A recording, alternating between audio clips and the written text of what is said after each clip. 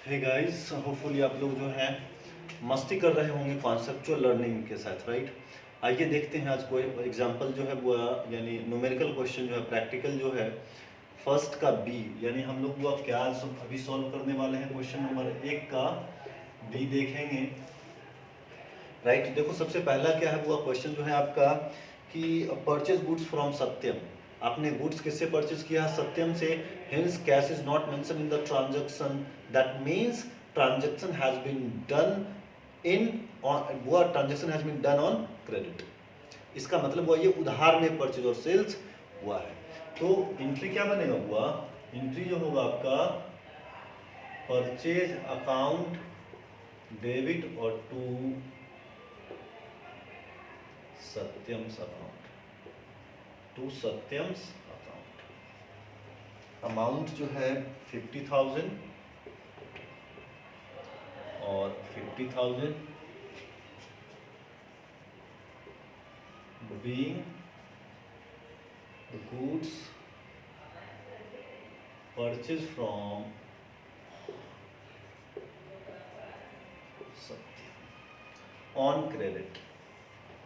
अब देखो दूसरा एंट्री क्या है? Paid into bank.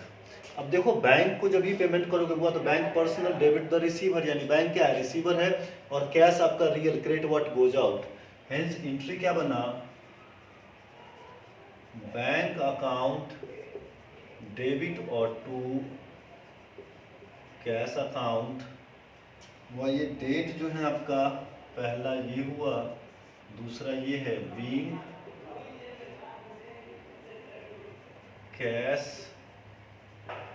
Paid to bank, right. 40,000 है वो आपका अमाउंट, 40,000 एंड 40,000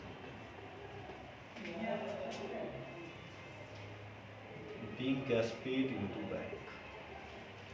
अब थर्ड एंट्री हुआ, देखो क्या बोल रहा है कि गुड सोल्ड ऑन क्रेडिट। अब देखो सेल्स वाले चीज हम आपको दो चीज बताए थे कि गुड्स जब भी बेचता है तो कैश में भी क्रेडिट में भी। तो कैश में जब भी कैश बेचेगा तो कैश अकाउंट डेबिट और सेल्स टू सेल्स। अब वह ऑन क्रेडिट में दो चीजें था, name is mention and name is not mention in the question.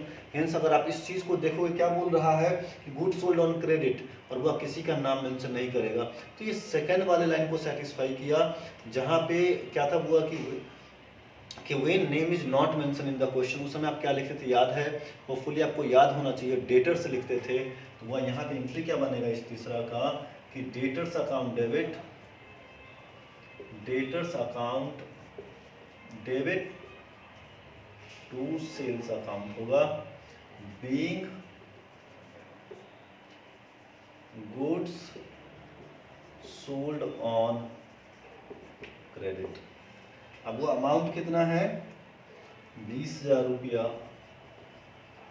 और ये भी है, थोड़ा सा नीचे लिखिए 20,000। उसके नेक्स्ट जो एंट्री है वो कैश रिसीव फ्रॉम डेटर 10,000। तो देखो ये डेटर से पैसा मिला हुआ तो कैश आपके पास आ रहा है, तो कैश अकाउंट डेटर, ये पर्सनल अकाउंट है, गिवर है, टू डेटर्स अकाउंट हुआ 10,000 और 10,000 being cash received from, being cash received from debtor। वो डेट तो आप पहले लिख दीजिए, राइट। अब इसके बाद वो लास्ट क्या है कि परचेज स्टेशनरी। अब देखो स्टेशनरी कौन सा गुड्स है आपका?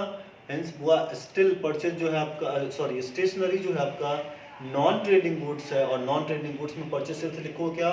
नहीं। देखो बेहुदा बोल रहा है कि हाँ लिखेंगे। अभी प्रीवियस लेक्चर्स में हम लोग कवर किए हैं कि जब भी वो नॉन ट्रेडिंग गुड्स के केस में हमेशा परचेज और सेल्स नहीं होगा, उस पर्टिकुलरली जो है जो भी मतलब स्टेशनरी के लिए पेमेंट किया तो स्टेशनरी का नाम होगा। अगर एसेट्स परचेज किए तो एसेट्स का नेम होगा, राइट। तो यहाँ पे वो अब क्या करोगे मालूम है STATIONERY, स्टेशनरी अकाउंट डेबिट, और to cash, being stationery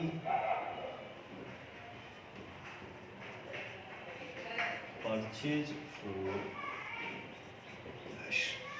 amount है वो आपका, ये हो गया 20,000, और ये भी 20,000। अब आ जाइए इस वो ये फिफ्थ वन एंट्री है, इसको थोड़ा सा टोटल कर लो। होपफुली ये दिख रहा है, नहीं तो एक मिनट में थोड़ा सा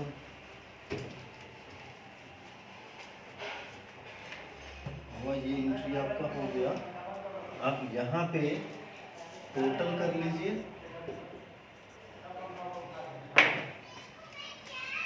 वह टोटल कितना हो जाएगा आपका, ये टोटल अगर कर लिए आप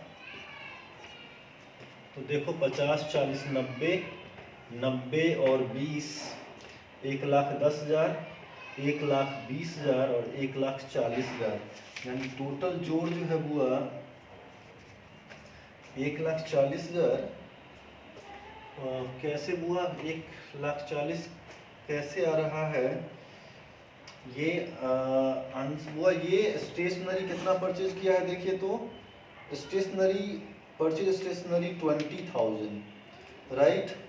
तो हुआ इस सबको जोड़िएगा, 50 और 40, 90, 90 और 20, 100, 90 और 20 हो गया 1,10,000, 1,20,000 और 1,40,000। ये हो गया 1,40,000 और ये हुआ 1,40,000। कहने का मतलब लास्ट में वो आप टोटल जोड़ करके वहाँ पे मेंशन कर दोगे, राइट। मतलब जितने भी आपका जोड़ होगा, एडिशन सब्सट्रैक्शंस, एडिशंस में जितना भी अमाउंट्स आएगा टोटल जोड़ने में मेंशन कर दोगे, राइट।